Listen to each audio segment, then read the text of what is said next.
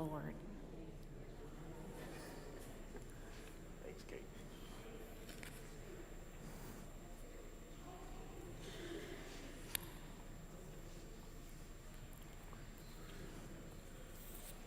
No luck.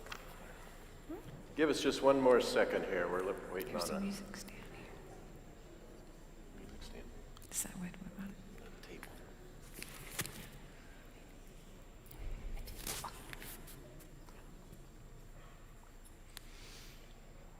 Here he comes. Between us, so you can use it. Do you need one? Do you need a table? Two. I need a table. Thank you, sir. Thank you so much, Jason. That's perfect. Awesome. Now we're ready. Yay for Jason Hayes. There's enough Yay room for there. Jason Hayes. How many times do I say that a week? Gosh. All right. Oh, we welcome you to this Pastors Forum. Traditionally, we do this on the first Sunday of the fall kickoff beginning. So we are glad to be here and share with you some highlights of all that is going on in the church, or at least some highlights, and give you an opportunity to ask some questions that we will try to answer, or we can rope maybe some other experts on the staff to help us out with that. Why don't we open in prayer? Your Spirit has been moving through this congregation, through this living body, and we give you thanks. May we be faithful to the task and to the gift that you have given us. In Jesus' name, amen. Well, again, welcome. And we want to start by refreshing your memory. We probably have done this for 6 years, I guess. We keep using these same monikers that we identified back when I started, 6 years ago-ish. And Ian and I chose 4 words, 4 monikers that we use to give us riverbanks in the work that we do, in the goals and priorities, strategic priorities that we've had. And they keep being useful. They are shifting in the way they're expressed, but these monikers keep being useful to us. And there are 4 of them. I won't go into them. We'll do that individually. But you've probably heard us say race, the work that we do, race, space, depth, and connect. And so those are the 4 areas that we try to pay attention to the work of Montview Church, which is also bigger than that, those 4 areas. Do you want to start with space? Yeah.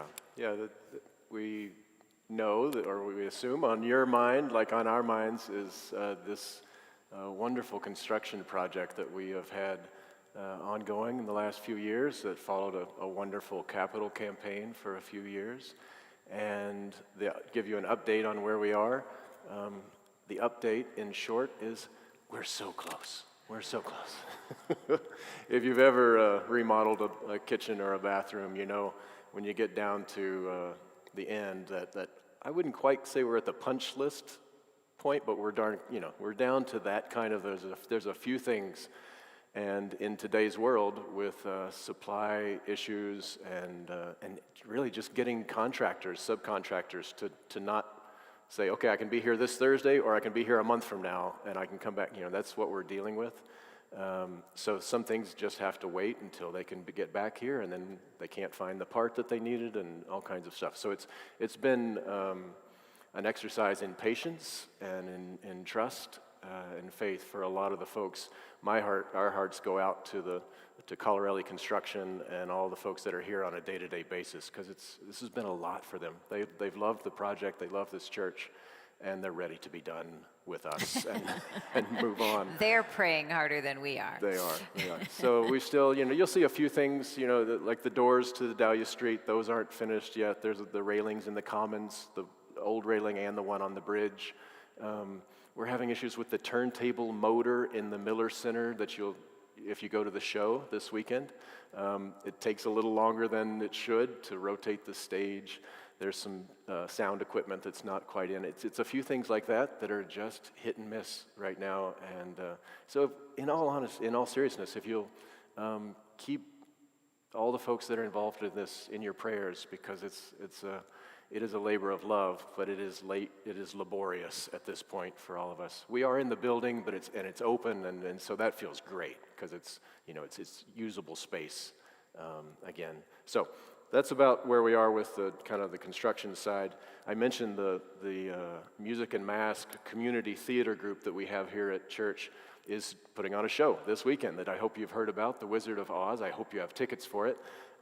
It's the 15th through the 18th. If you don't have tickets yet, they will be out after church today. In fact, they're out there right now. They'd be glad to get you tickets, or you can do it online on the website, right on the homepage. It has a place for it. And that'll be great. And it's a nice way to, I think, christen the space, so to speak, right? To have that Miller Center used in this. They really have been the keepers of that space for decades, keeping it alive when it really wasn't functional as a worship venue. And it will be a worship venue. And so we want to do that too. So on September 25th, so just a few weeks from now, we're going to do worship Sunday morning. Yeah, 2 weeks. 2 weeks, just 2 weeks.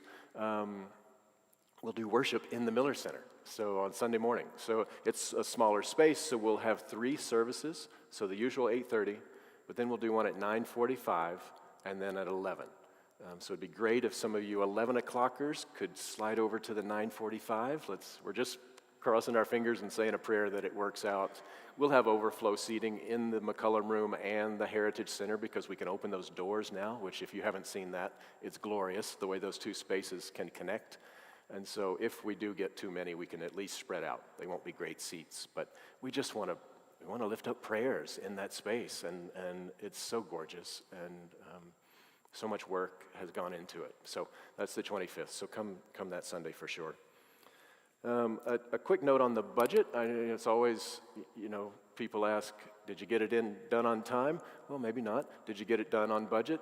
I would say for a $7 million project, we're going to be over budget. We still don't know. It depends on if you get all your pledges in. That's part of the equation. $250,000? That's nothing. We're looking at Craig. Yeah, it's remarkable how close we are, and that's thanks to our construction committee. Craig's on that and helping with the finances. It's thanks to all of you for, in all seriousness, getting your pledges in, your commitments to the campaign. But given the pandemic and given what we have been through and what other construction projects, the way they have ballooned and what I've heard in the country, that's incredible. And we should be very grateful that we have a very honest contractor who said, you've got a guaranteed maximum price, and if it costs us more, then we eat that, and that's what's happened. That's why we're able to be that close. So very grateful for that. You might be wondering about artwork.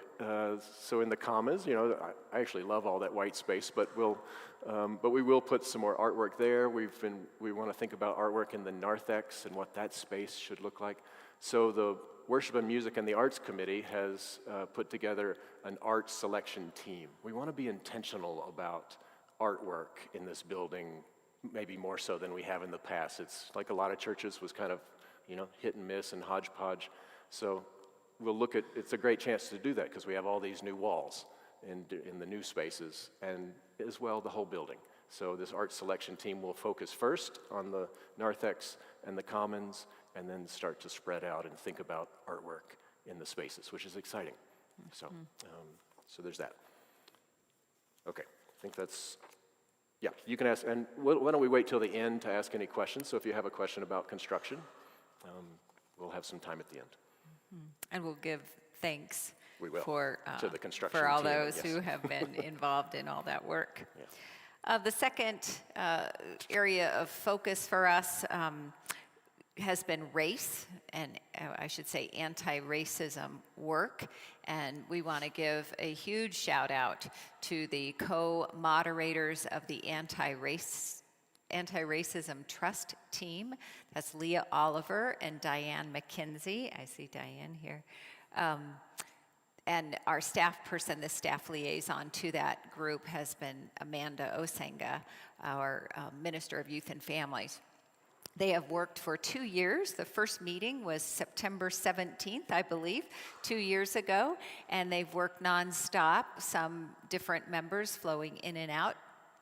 In a group about 12 people. They've had a consultant that helped them work through curriculum about what it is to be an anti-racist church, how to be anti-racist in the world. They finally chose a curriculum called Color of Compromise, which you've probably heard about. Color of Compromise was written by Dr. Jamar Tisby, a historian and theologian, scholar. That book, Color of Compromise, was a New York Times bestseller. He created a series of videos for small groups, and to date, I believe about 100 people have gone through those small group studies, which is incredible. And we are so grateful for that. And this fall, starting this week, I believe, Diane, this week, next weekend, we have 4 more groups starting, and they're adding Dr. Tisby's second book, which is called How to Fight Racism, a much more practical book, but it's really intended to be taken and engaged in after you've done the Color of Compromise, which is kind of that foundation course. So we do encourage you to still think about that. We give thanks for the work that the Anti-Racism Trust team has been doing, is doing, and will continue to do. We hope that this is a fiber of our identity as a congregation, as a faith community, and spreading out into the world. So if you have questions about that, we can ask those. Another example of our anti-racism work has been through our immigration task force and the work that they've been doing through the years, and most recently in the last couple of years with Afghan families who have come to our country. And I believe that we sponsor 2 Afghan families, and then there's a couple of other families that Becca Seaver, one of our members, just said, I want to help, and figured out a way to have them have a house rented in their neighborhood, and so we tacked on to the work she was doing, and we brought in some families. You know about that work. I believe they were out here maybe a month or so ago. Diane, I think, was when we did that. We wanted to let you know that 2 more families are coming. Of course, families are coming into the country, and these 2 families are related by blood and marriage to our families. And so you can imagine if you were, I think about this sometimes. If it were reversed, if I had to go live in Afghanistan and the cultural changes, differences, and the language differences, I can't imagine what this is like. But wouldn't it be a little bit of comfort, a lot of comfort, to see familiar faces when you got here, and people who have already been getting acclimated and have been supported.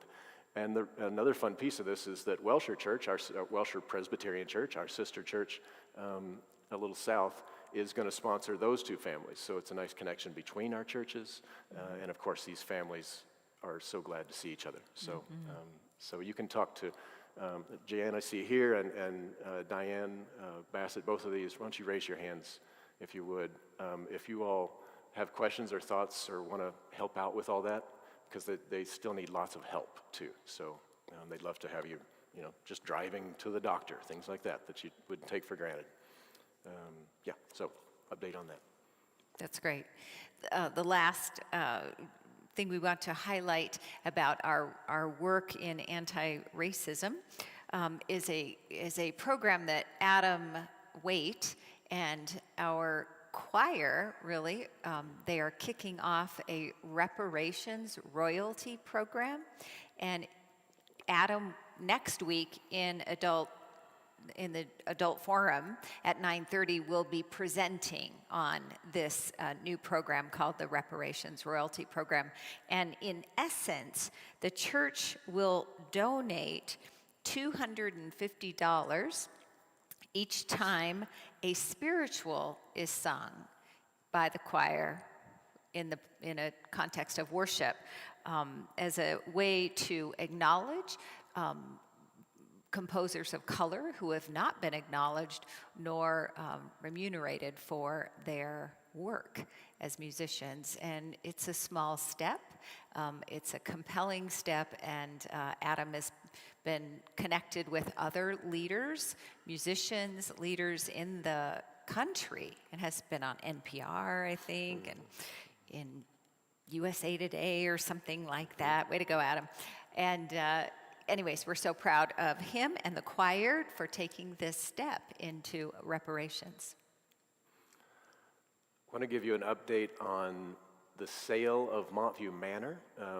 If you're newer here to the church, you may not know that this church built a senior high-rise for affordable senior living that opened in the 60s. And it's not too far from here on basically Steele and Colfax, or Steele and 17th, I guess, a little closer. And through the years, it has served hundreds and hundreds of people in that way. And as the world has gotten more complicated and more, legal issues become more complicated, and the stewardship of that building, we came to the place of saying, this really should be professionally managed for all kinds of reasons. And so we began to talk to and look at different proposals, and I won't go into all that again. If you've been keeping in touch, you know about all this, but Archway Communities is the organization that we partnered with for the sale, and that work has continued. To remind you, Archway is a UCC-founded, United Church of Christ-founded organization, so it has a faith base, which makes us feel good about the relationship. And so what's happened since probably last time when Paul probably updated you on things is that they did find some additional significant repair work that needed to be done on the exterior. And so your session just recently approved a lowered price of $6.5 million, that we will accept the lowered price because they need to spend over $1 million on the repair work. So that's unfortunate, but it's the reality of an old building too. So that work continues, and I want to let you know that if you recall, the bylaws state that the proceeds from that building have to go to support senior support or senior housing. So within that, fairly narrow and appropriate framework, the Montview Manor Board has decided to disperse the proceeds in the following way. So 52% of whatever is left over at the end of the sale will go to the Denver Foundation to be used as a donor-designated fund for those. It has to be used for senior supports or senior housing. 48% of the proceeds will come back. We wrote a grant, basically, to the Montview Manor Board and said, we'd like some of the proceeds to be used to support seniors here in this church. We have a lot of seniors, and as you all know, this community is really much wider than even our Montview membership. There are a lot of folks that we think whose lives we can touch if we had some dollars here and maybe some staffing that was directly focused on seniors. So our hope is to hire pretty soon an associate pastor for, we'll call it for congregational life, with a focus on our seniors, which is really exciting to have staff could be focused directly on that. And of course, we're working. Well, we have Pete, and we're working who with has Pete been as we transition. incredibly focused on Where our is Pete? seniors. Is he here? I think he's here. Okay, there he is. There he is. Good. Yeah. So we're moving A toward a blessing, a more blessing. robust model for care for our seniors, and you'll hear about that. We have our congregational meeting coming up November 13th after church. That's when we will officially call an associate pastor, open a position for that.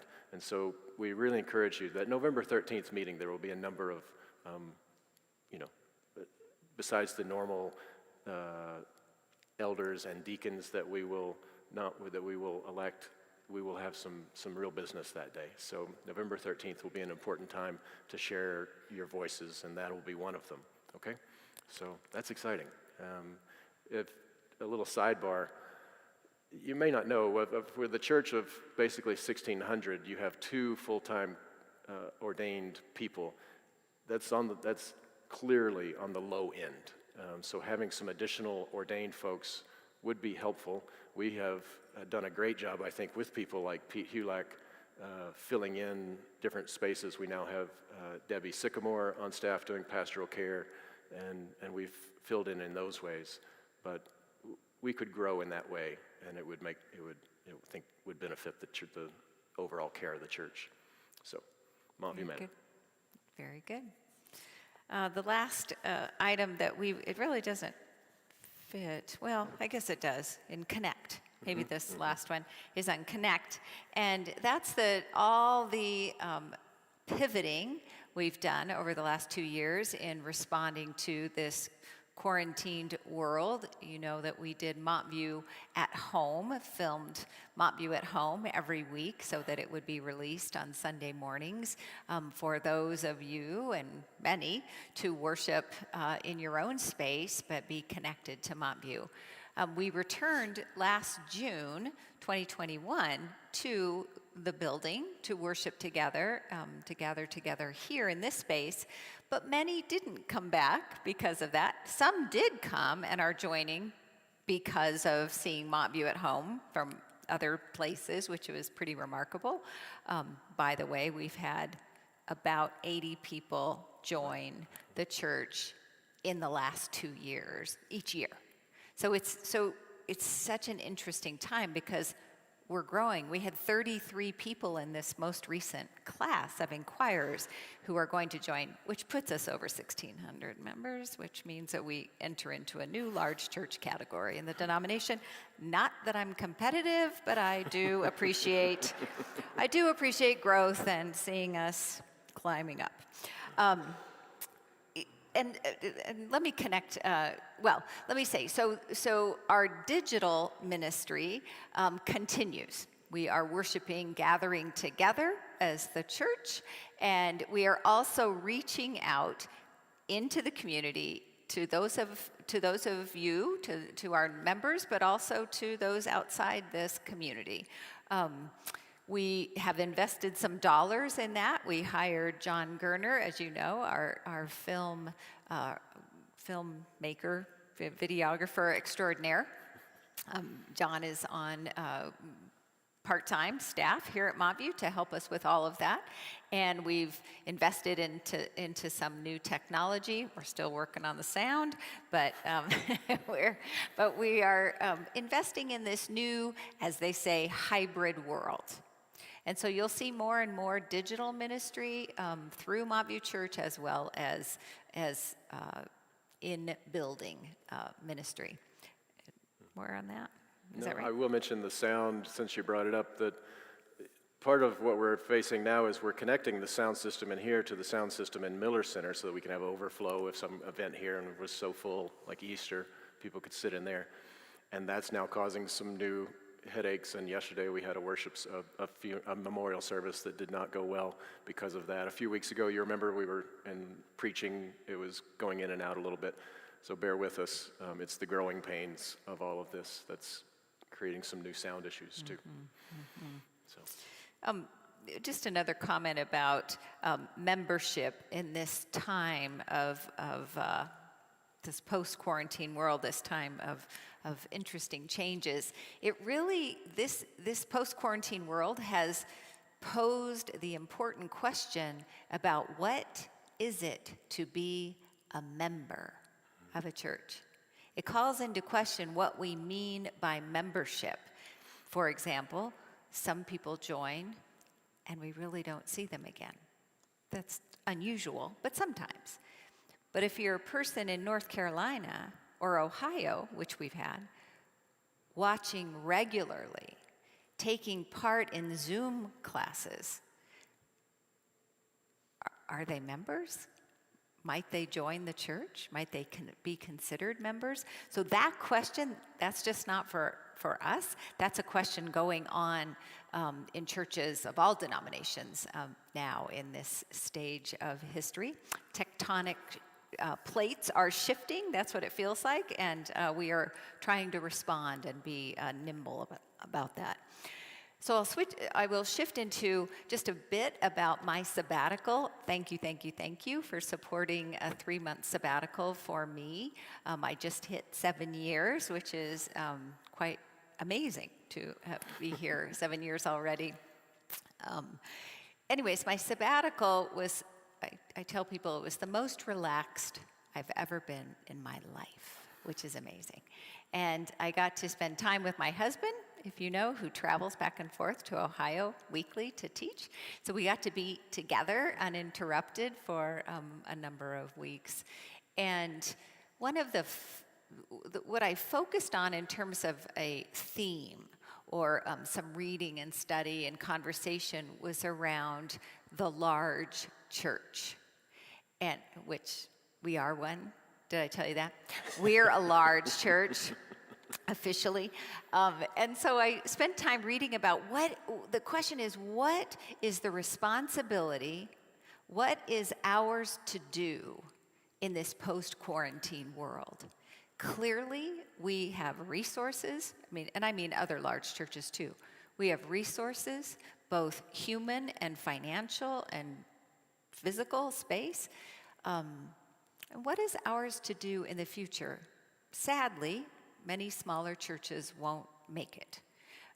And I feel a heaviness about that we are called to work that might be different than we have been thinking about. So that's the question, is what does church look like in a post-quarantine world? What will this church look like in a post-quarantine world? And what does ministry, what are we called to? What is God calling us to in this post-quarantine world? And that's a conversation that I hope we will all have in the months ahead. Okay. And then we'll finish with just a few very quick thank yous. And then we'll open it up for questions. The first thank you is to all of you. The stewardship of this place through all of this that Clover's been talking about, I got to tell you, I was really pretty worried that we would be coming out of that quarantine phase, lower numbers of people, feeling connected here, and I'm sure we've lost some folks, and we have gained some folks, and but in general, we are strong in numbers, and also financially. I am stunned to be able to tell you that we are on track with everything. There's been no drop in the stewardship through these 2 or 3 years. I can't believe it. I believed it. I know, she had faith. Yeah, I had no faith in you, none at all. And so, honestly, thank you from the bottom of our hearts, because it has been a hard few years for all of us, right? And hard in our little circle. And if we had to add to that, watching the finances drying up, that'd be really tough, as you can imagine, because you're working hard. You're working harder than ever, and we have felt your support of this place in so many ways, financially just being one of them. So thank you for that. We do want to thank the construction, everybody who's been helping with the construction projects, including the construction committee, which a few folks are here. So I see Craig McGinnis, who's here. I don't know if Bob Cloud is here. He's rolling around. He's rolling around. Our chair of that committee, Bud Starker. If you see Martha Carlson, a member here who comes to every week to the meetings still, please thank her. And Jason Hayes on staff as well. And Bob Cloud. And Bob Cloud is Yes. at those meetings. Those folks have really just done the lion's share of just sticking in here week after week through the slog of this. And we're really, really grateful to them as a church. And then finally, I just want to say thank you to our staff. We have the best staff ever. And so for us to have such talented, committed, faithful people who love this place, and they love it, and they would give anything to it, sure makes our job a lot easier. So very grateful to all of them. The dream team. They are the dream team. So. Also, we want to thank the lay leadership in this church, committee, chairs, and elders, and deacons, and personnel, and the nominating committee. There's so many groups doing the work of God in this place and through this place out into the world that you don't even know the hours that these people spend and the kind of heart and soul that they give. I'm looking at Paul Lingenfelter over there, who will go off as our treasurer this year. Right. We'll thank him at the annual meeting in January, but folks like that who have been here week in and week out, up in the office with Dan doing the books, and we would never know it, right? Who doesn't want to be with Dan doing the books? All of you. Yeah. That's right. Dan's great.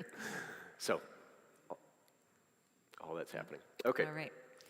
Shall we open it up? Questions? Yeah. We Conversation. have a mic here. Which would be helpful for the, I'm sorry. Yes, exactly.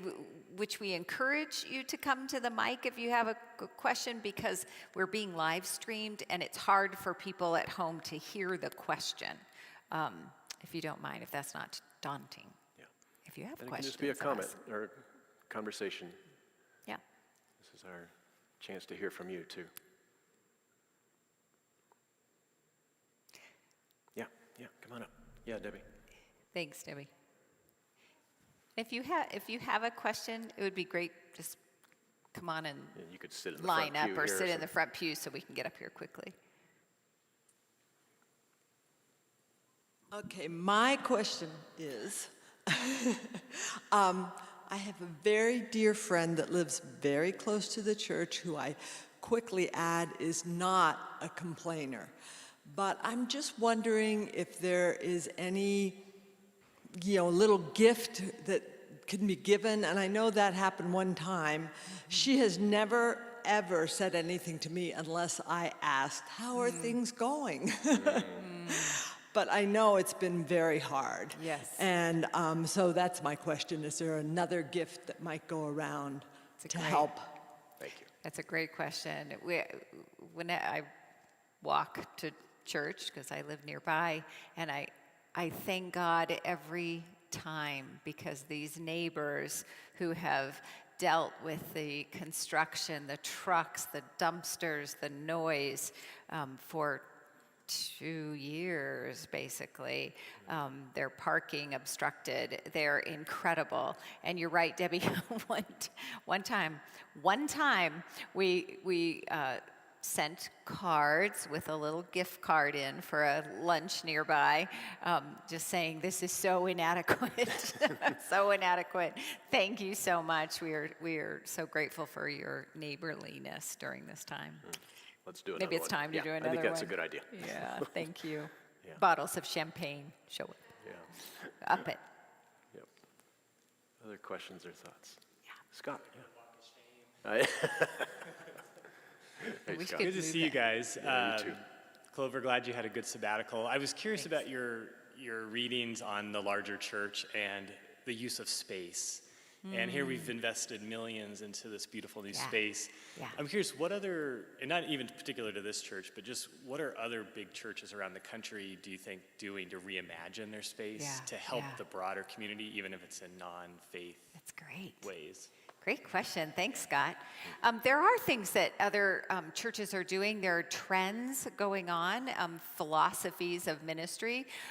One, in no particular order, but one practice, maybe it has been taking place in more non-denominational groups, and that is that the church gets to a certain size, so this is size and space, and they break off into smaller churches, smaller congregations, still connected to the congregation, but maybe, a church on the west side, or a church in the north side. So these smaller kind of congregations, and so one of the philosophies is people are looking for more connection in this non-connected world, in this isolated world, and so to not just keep creating large gatherings, but how to create smaller gatherings. So that's one thing that I've read about.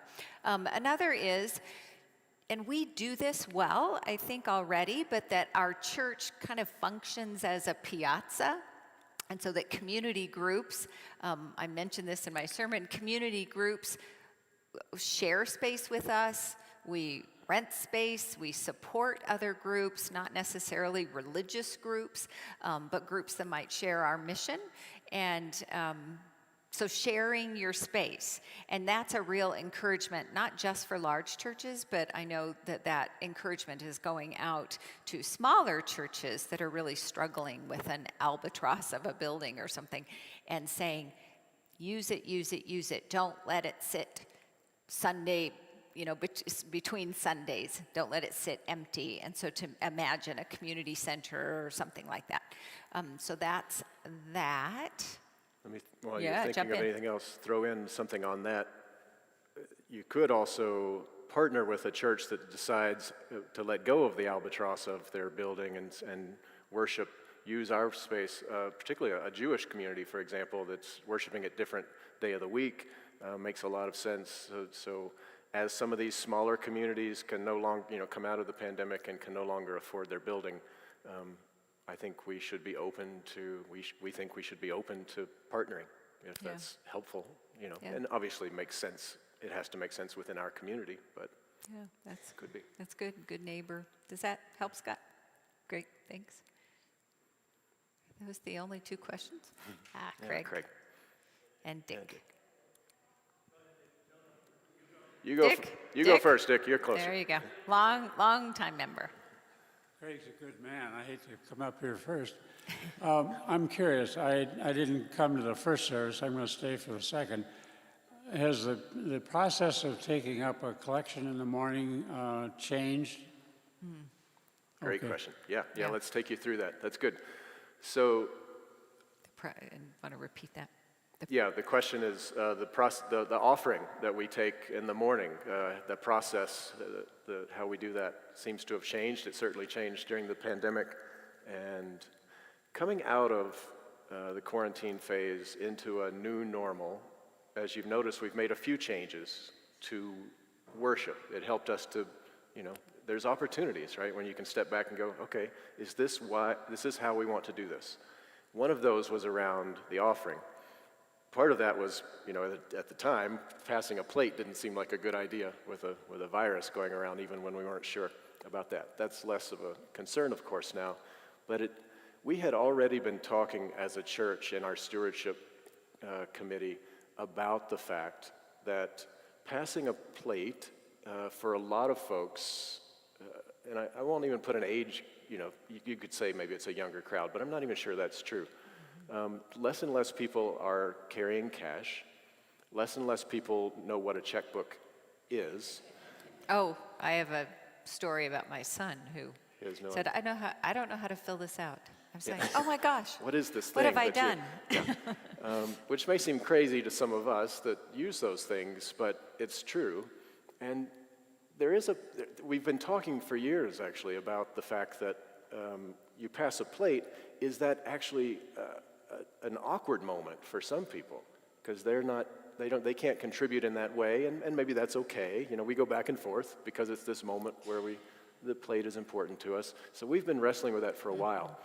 So as we came out of the pandemic, we thought, let's try this. Let's try this in a different way, and we're going to try a few things differently, and we can evaluate them in 3 months or 6 months and see if this is what we want to do. But our suggestion is that we don't pass the plate going forward, that we do have a moment of stewardship like you'll see this morning where we'll take a moment to give thanks for the things we do. We've shifted from a minute for mission at the beginning of worship to highlighting a ministry highlight at that moment because it's a stewardship moment, and so much of what there's our stewardship in action and our community in action to do that. And to stand and pray together our prayer of dedication and sing our doxology, those moments where we can, have this ritual of giving thanks. And we'll see if that feels like enough to do. So it's a bit of so I think the answer to the question, Dick, is that this, what you see today, is our hope and plan going forward, and I'm sure worship and music and stewardship will evaluate that in 6 months, and so we welcome your feedback on that. Okay, thank you. Craig?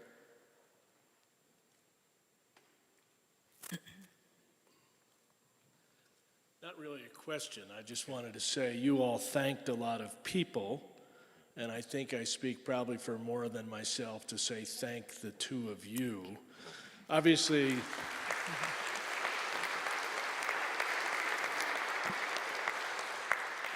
the pandemic was an incredibly challenging time for everybody and this organization and being a leader of an organization. And I don't know, we forget sometimes, I think, how difficult co-leadership of anything is. And I mean, really, the two of you model what the world should look like in terms of cooperative leadership. And we're so blessed with preaching and your thought leadership and your vision. And I just wanted to say thank you very much. So Thank you. Appreciate it. That's very Appreciate that kind. a lot. Yeah, very grateful. Thank you. 7 years, we still laugh. We It's still good. like each 7 other. years It's and amazing, we're still yeah. cracking each other up. Matthew? And after a McGinnis, there's a McConville. There's what? And this A McConville McConville. would like to give a wee quote from Robbie Burns, Scotland's famous poet. Sing it. And I will love you still, my dear, till all the seas gang dry. Thank you. Thank you, Matthew. Somebody try to top that. Oh, Yes. we got to It's take a her. voice. It's a voice competition. I'm not going to try. Not going to sing yours. Yeah. Clover, congratulations. Ian, how long has it been That I've that you've been here? been at here. Longview? January will be 20 years. 20 years. So with that in mind, and as you approach preaching, how do you keep it fresh? How do you personally bring your unique style of preaching to something that over 7 and 20 years may be thought of as mailing it in? But how do you keep it fresh? Because we feel it. Thank you. Thank you. It's a great question. It is. Start? Or you want me? You've been here longer. Yeah, I've been here 20 years. Let Yeah. me tell you the truth. Yeah. Yeah, there's sermons.com. You just go there and you print it out. It's fantastic. Yeah. I see the books of sermons he has. I really did think that it would be a real challenge to week in, week out, and it does help to not be every week, of course. That's a gift to the co-pastorate. And it's maybe because it is a love. I love doing it, and I wrestle mightily with it. It does feel fresh every week. It feels gut-wrenching every week. It feels, I go through a phase like you have nothing to say. This is all just hogwash. This is all disappeared in your hands. Usually about Wednesday, and then by Thursday, it starts to pick the pieces up again, and you. Minus Sunday morning. Sunday morning. Please, God, what am I trying to say? Yeah. You're So, better. It's a gift. It's a gift from God. I mean, it is grace that it still feels fresh after all these years. I don't know why. I don't understand it. I'm grateful That's the for Spirit. it. Yeah, we try to trust that Yeah. I will. the yeah, Spirit is yeah, actually moving, right? Yeah, I do trust that, and Yep. so It's yeah. not just you. That's true. Yeah. So I'll keep blabbing for a second and just say, I really do show up and go, what's coming up, and just trust that. And even if it feels like this kind of weird, squirrely little hole, rabbit hole I'm going down, that's where my energy is. And so I figure if I bring the energy of something that I'm wrestling with authentically, that deep will speak to deep, as the psalm says, right? Even if the words are not perfected or I don't have it figured out, stay on the edge of what I don't have figured out and speak from that place, because that's alive for me. It'll speak to what's alive in you more often than not. That's Thank you for this question. It's Yeah. good for us to Yeah, reflect on good. this. We talk about preaching a lot. It's great to have a colleague Yeah. to wrestle with, to talk about the text. Luckily, we are a people of the book, a people of the text, and so we always have a scripture to be in conversation with, trusting that the Spirit is in that. So that's wonderful to have a text. We're not just on our own creating some, good thoughts, Stuart Smalley, we're all good. And always, as Karl Barth said, you have the scripture in one hand and the newspaper in the other. That we're always trying to say, and so what? What does this mean? How do we make the leap to what is going on in the world? And there is always a lot going on in the world. That keeps changing. And so that Yeah, does so- keep it fresh because, life is a challenge. I do wrestle and struggle with, I don't love the process. No, that's not true. I love the process of study. I don't like writing. I like having preached, having been done. And I struggle, I don't know if this is a gendered thing, I'm not sure, but I struggle with how much of myself do I bring to the pulpit rather than not being authentically who I am. And that's always a tricky line, a balance to be real, but not too real. This morning I was super real because I totally eclipsed the scripture reader. Got up, didn't let her read the scripture, and then Totally forgot about it. totally forgot about I her. did too. There she I- is. like, I wait. just said, okay, well, thanks for showing up. But, it's real. So there you go. Thanks for asking. Really appreciate these forums. I think one thing that's very important for us is having transparency. We bring up a lot of topics today, like Montview Manor, it could be WHI, could be our financials, but the more we get that we know about those kinds of things, we can provide some input. So, a lot of things you just don't know about, and I don't know what the vehicle is, because online's a great tool, and just encourage you to keep having more and more transparency all the time. Yeah, thank you, John. Thanks, John. I think it does bring up a perennial question and conversation about communication. How do we do it? And as a large church, especially, that communication changes. It's different. And coming out of the pandemic, I think we're thinking about that differently. For example, we're going to experiment with not having an insert with all that stuff. We're going to try to train you to use your phone and do that little QR code. And we'll have copies if you want physical copies in the back of it. But And basically, the QR code takes you right to the This Week at Montview that lists all the things going on and some highlights. So Right. it goes you'll there. get that email during the week. So we're trying some new ways of communicating, but it's environmentally better not to be printing all of that. It's easier on our staff to make sure it's all correct, in multiple places. Gets really hard. So give us some feedback on that and in general communication, because it's hard to do. It is hard. We think we're getting it out, and people go, I haven't heard about that. And if you haven't heard about it, then you haven't heard about it. So we need to figure out a different way to do it. Yeah, Martha.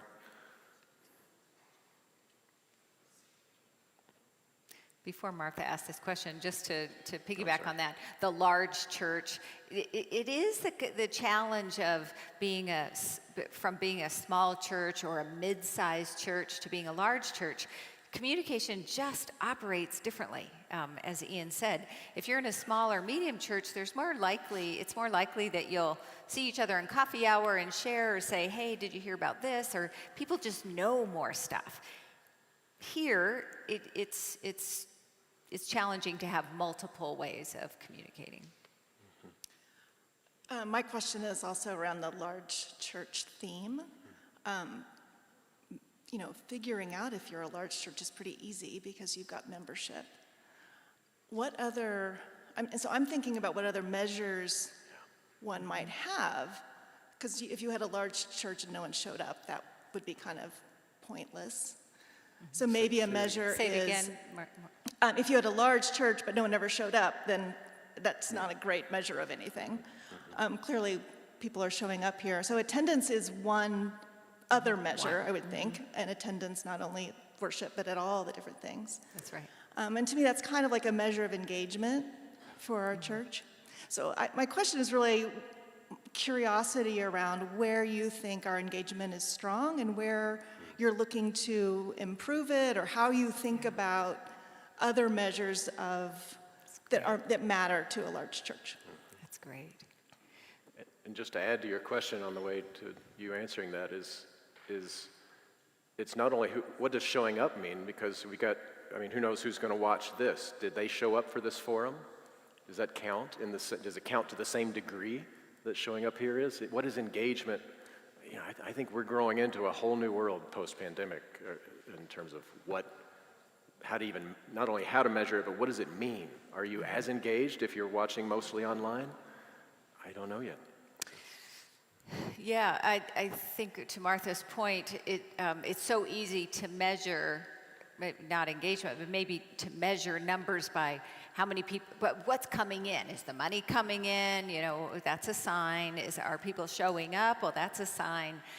It's a marker, but it's not everything. A couple of things. We encourage new members we have a phrase we use, worship +2. So we encourage them to make worship central, to be in the body of Christ gathering to worship, but also to be involved in two things, whether it's self-nurturing or self-giving. So to be involved in two things, because we know that if a new member isn't connected within the first 6 months of membership, generally, the retention is lower. They often drift away. So Cindy Austin, our membership coordinator, just this last week we were saying, let's look at the list of every person who has joined since 2018 and pass it around the staff and say, where have you seen them? Have you seen them? Each person, where are they engaged? What are they doing? And how do we invite those who aren't around to be engaged? So it's that constant invitation, and we need you to do that.